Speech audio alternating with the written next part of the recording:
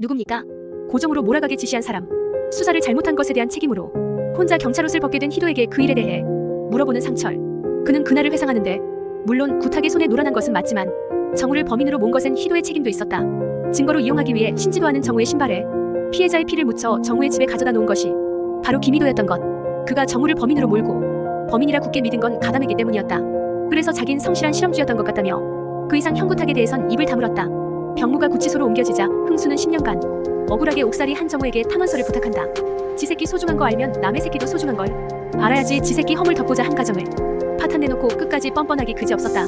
아저씨, 저도 누군가한텐 사랑받는 아들이었어요. 상철은 박다은 친구의 행방을 알아낸 10년 전 다은이 만나고 있던 남자가 무천의 큰 병원 과장이고 그의 아내가 잘 살았다는 정보를 얻어낸다.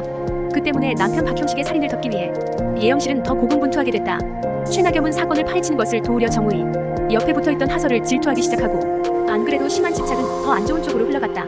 교도소에 있을 때 정우는 자신만 바라봤다며 또다시 정우를 고립시킬 생각으로 불러낸다. 증거가 있단 말에 정우는 나겸을 만나러 가고 나겸은 모든 걸 알고 있다고 밝혔다. 진실을 말할까 생각도 했었지만 계속 다은이만 찾는 정우의 모습에 침묵한 것도 인정한다.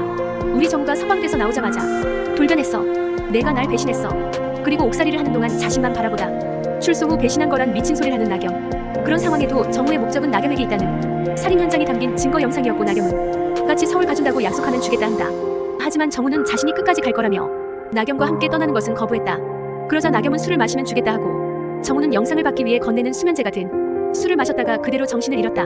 한숨 푹 자고 일어나면 내 곁에 다시 있을 거야. 넌 세상 안에 있으면 돼. 주는 모이 받아먹고 나만 바라봐.